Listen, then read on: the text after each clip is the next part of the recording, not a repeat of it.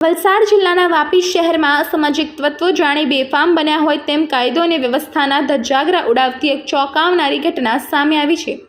વાપીમાં માત્ર એક થપ્પડનો બદલો લેવાની જૂની અદાવતમાં એક યુવક પર ઘાતકી અને જીવલેણ હુમલો કરવામાં આવ્યો છે। મળતી માહિતી મુજબ પૂર્વ આયોજિત કાવતરાના ભાગરૂપે 4 શખ્સોના ટોળાએ યુવકને ઘેરી લીધો હતો અને તેના પેટ તેમજ છાતીના ભાગે ચપ્પુના ઉપરાઉપરી ઘા ઝીકી દીધા હતા। હુમલાખોરો યુવકને લોહી લુહાણ હાલતમાં છોડીને નાસી છૂટ્યા હતા।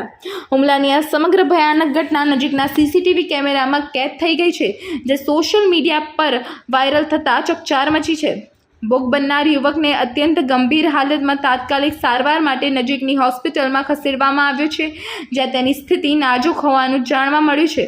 આ ઘટના સંદર્ભે વાપી ટાઉન પોલીસે 4 આરોપીઓને સામે હત્યાના પ્રયાસો અટેમ્પ્ટ મર્ડર ગુનો નોંધી સીસીટીવી ફૂટેજના આધારે તેમને ઝડપી પાડવા માટે ચક્રો ગતિમાન કર્યા છે।